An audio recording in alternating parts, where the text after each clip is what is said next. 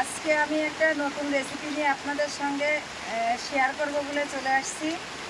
এই চিংড়ি মাছ, দেখুন আমাদের এখানে বাগদা চিংড়ি দিয়ে হলুদ পোলাও করব আর ডিমের কারি করব। কিভাবে করি প্রথম থেকে শেষ পর্যন্ত দেখতে থাকেন।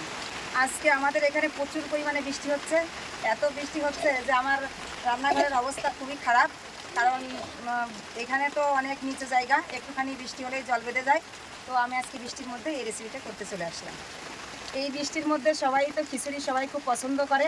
তো আজকে আমি মনে করলাম এই বৃষ্টির ভিতরে হলুদ পোলাও করব আর ডিমের কারি করব। মশলা জাতীয় খাবার, এত পরিমাণে গরম পড়েছিল, হালকা খাবার খেতে খেতে আজকে বললো এত সুন্দর মেঘলা আকাশে খুব সুন্দর বৃষ্টি হচ্ছে, বৃষ্টির মধ্যে এই রেসিপিটা করো। আমাদের বাড়ির সবার অনুরোধে আজকে এই রেসিপিটা নিয়ে আসলাম আপনাদের সঙ্গে। আজকে যেহেতু দুটো রেসিপি একসঙ্গে হবে, তো আজকে আমি হলুদ পোলাও করার জন্য এখানে বাসমতি চাউল নিয়ে এনেছি। এই বাসমতি চালেরই কিন্তু হলুদ পোলাওটা করব। চিংড়ি মাছ তো পোলাওয়ার ভিতরে দেবো। কী কী উপকরণ লাগছে একবার দেখিয়ে দেবো। পেঁয়াজ কুচি, গোটা জিরে, গোটা গরম মশলা, লবণ, মরিচ গুঁড়ো, ধনিয়া গুঁড়ো, হলুদ গুঁড়ো, আদা, রসুন, কাজু, কিশমিশ। ডিমের কারি করবো যেহেতু, এখানে 4টে ডিম আর লেবু, টক দই।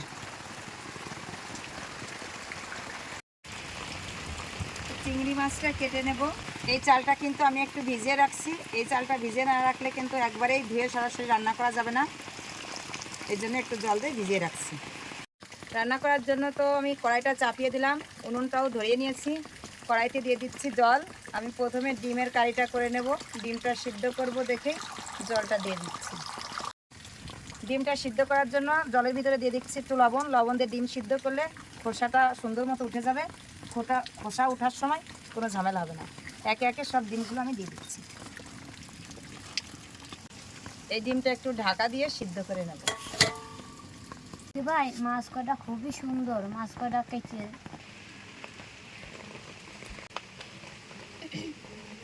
জিরেগুলো বেটে নেব।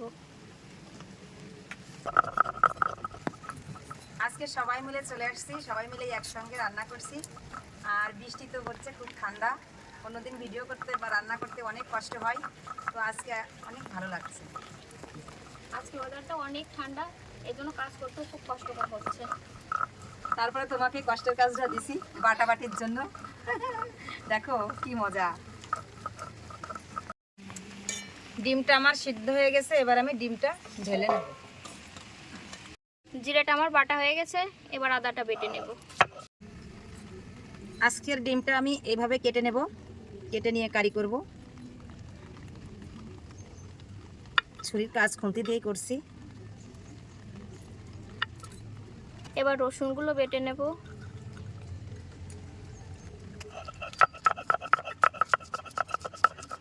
ডিমের কারি করার জন্য কড়াইতে দিয়ে দিচ্ছি তেল।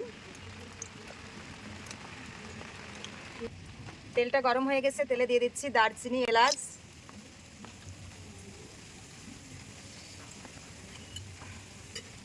দিয়ে দিচ্ছি পেঁয়াজ কুচি।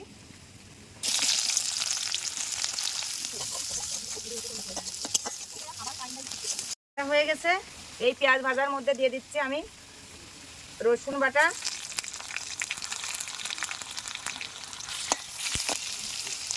ধনিয়া গুঁড়া, আদা বাটা, জিরে বাটা, সামান্য পরিমাণে একটু জল দিয়ে দিচ্ছি, লঙ্কা গুঁড়ো, আজকে কাটে দিচ্ছি টক দই, দিয়ে দিচ্ছি লবণ।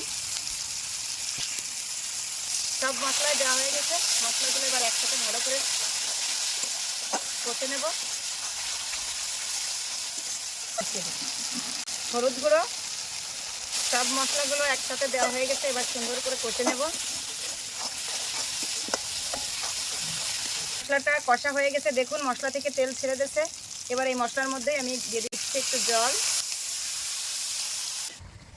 আজকে আমি কাটা ডিমের কারি করছি, সিদ্ধ করে কি সুন্দরভাবে কেটে নিয়েছি, সবই দেখিয়েছি। ডিমটা কিন্তু আজকে আমি ভাজিনি। তো আজকে ডিমটা একটু হলেও আনকমন আছে, আর খেতে কিন্তু খুবই টেস্ট হয়। এই কাটা ডিমের কারি আমার আপনাদের সঙ্গে ভিডিওটা দেওয়া নেই, তার জন্য দেখলাম যে এত সুন্দর একটা, এর জন্য আজকে একদম একটা নতুন ডিমের কারি ভিডিও বানালাম। দেখতে থাকুন, আর স্বাদটা অবশ্যই নেবেন, ভালো লাগবে। দেখুন আমার মশলার গ্রেভিটা কত সুন্দর হয়েছে। এবার আমি মশলার মধ্যেই কিন্তু ডিমটা বসিয়ে দেব।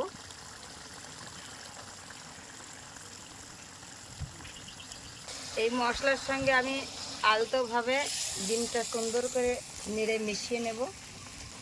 এটা একটু আলতোভাবে নাড়তে হবে, যেহেতু কাটা ডিমের কারি, কুসুমটার জন্য বেরিয়ে না যায়। এই দেখুন, এজন্য আমি সুন্দর করে আলতোভাবে নেড়ে নিচ্ছি। এর উপর দিয়ে সামান্য একটু জল দিয়ে দিচ্ছি আমি।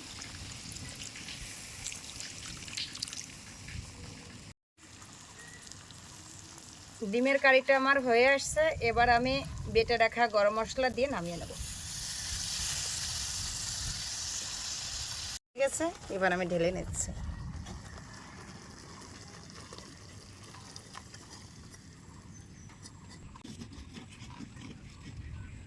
গেছে, এবার ধুয়ে দিচ্ছে।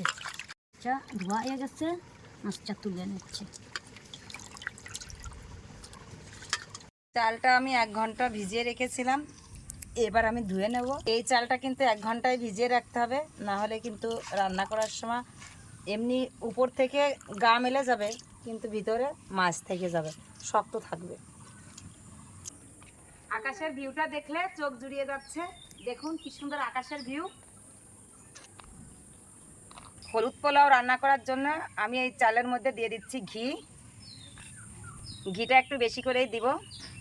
দিয়ে দিচ্ছি ঘি, এর মধ্যে দিয়ে দিচ্ছি একটু হলুদ, দিয়ে সুন্দর করে কিছুক্ষণের জন্য মাখিয়ে রাখবো।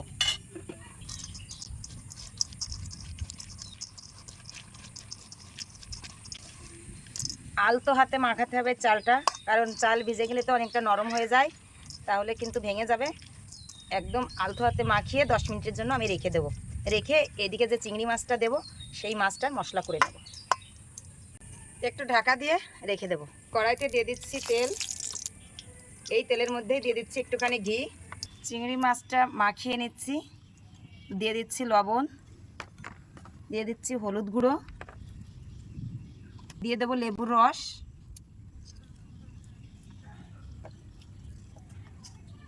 আদা তেল দিয়ে মাছটা ভালো করে মাখিয়ে নেব। মাছটা ভালো করে মাখিয়ে নিচ্ছি।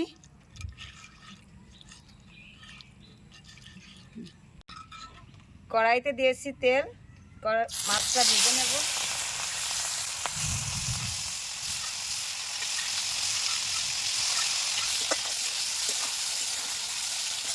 এই চিংড়ি মাছটা আমি একদম কড়া করে ভাজবো না। এই মাছটা আমার ভাজা হয়ে গেছে, এবার আমি তুলে নেব।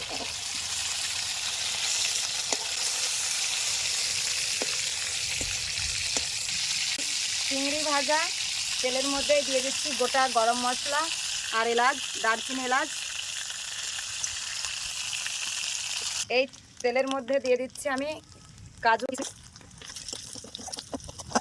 কিশমিশগুলো, কি সুন্দর হয়েছে কাজু কিশমিশ। এবার এর ভিতরে দিয়ে দিচ্ছি কুচিয়ে রাখা পেঁয়াজ। পেঁয়াজটা হালকা বাদামি কালার হয়ে গেছে, এবার এর মধ্যে আমি বাদবাকি মশলাটা দিয়ে দেবো। মধ্যে দিয়ে দিচ্ছি আদা বাটা, রসুন বাটা, জিরে বাটা একসঙ্গে, হালকা একটু ধনিয়া গুঁড়া, লাল লঙ্কা গুঁড়া, হলুদ, টক ফেটিয়ে রাখা টক দই।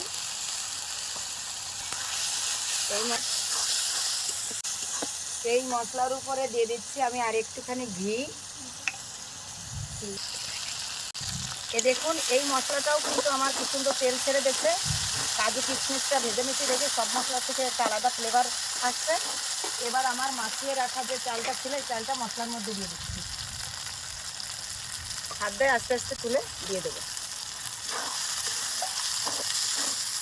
চালটা আমি মশলার মধ্যে সুন্দর করে দিয়ে ভালো করে কষিয়ে নেব মশলার সঙ্গে। হলুদ পোলাও কিন্তু আমাদের বাড়ির সবাই খুব পছন্দ করে। রান্না করাও একটু ঝামেলা, এজন্য আসলে সহজে আমি রান্না করতে চাই না। তো আজকে আপনাদের সঙ্গে শেয়ার করলাম। এই দেখুন, মশলার সঙ্গে এপিট ওপিট করে সুন্দর করে উল্টে পাল্টে ভালো করে নেড়ে নেব। চালটা আমার মশলার সঙ্গে ভালো করে মিশানো হয়ে গেছে।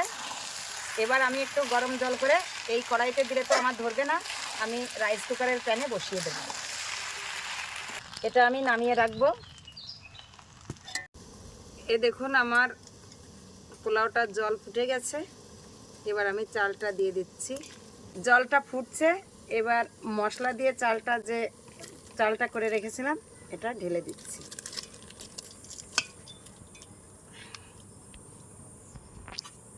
এবার ভেজে রাখা মাছটা আমি উপর দিয়ে দিয়ে দিচ্ছি।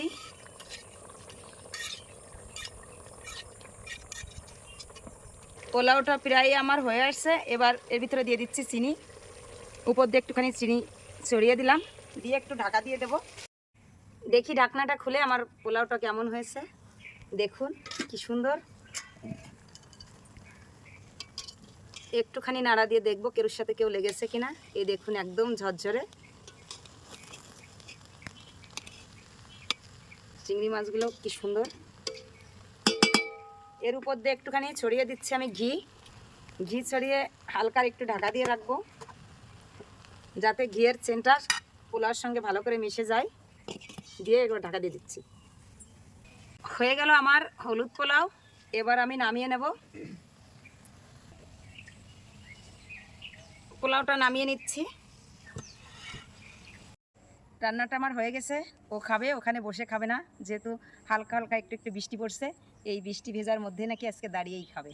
তো রেডি, আমিও খাবারটা নিয়ে আসলাম। আসলে হালকা হালকা তুষার বৃষ্টির মতো বৃষ্টি পড়ছে। এটা তো দেখে মনে হচ্ছে পোলাও, কিন্তু কি পোলাও এটা? এটা হলুদ পোলাও। এই হলুদ পোলাও না, আমি তো প্রথম শুনলাম, খাওয়া তো দূরে থাক। দেখি আজকে বাসন্তী পোলাও তো খেয়েছি, কিন্তু হলুদ পোলাও তো খাইনি। দেখি আজকে হলুদ পোলাও খেয়ে, তাও আবার চিংড়ি মাছ দিয়ে। চিংড়ি মাছটাও দেখুন, সাথে আছে কাটা ডিমের কারি। ওয়াও, অসাধারণ।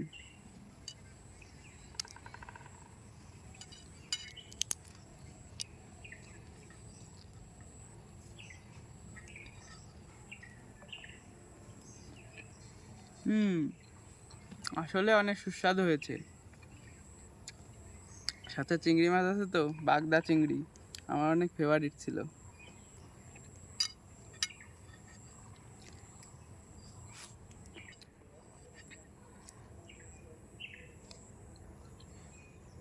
এই যে কাটা ডিমের কারি, নতুন নতুন রেসিপি করে খাওয়ায় আমাদের। আজকে একদমই আনকমন কাটা ডিমের কারি খেয়ে দেখি।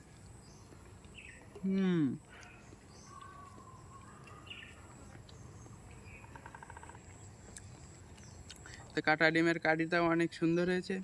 নতুনভাবে সে কেটে কত সুন্দর করে রান্না করেছে, খেতেও অনেক সুন্দর লাগছে। আর রান্না করাটা অনেক ধৈর্যের ব্যাপার। এই কাটা ডিমের কারি কিন্তু সবাই রান্না করতে পারবে না, তাই আমাদের ভিডিওটা দেখে রান্না করবেন, তাহলে অনেক সহজভাবে সুন্দরভাবে রান্না করতে পারবেন।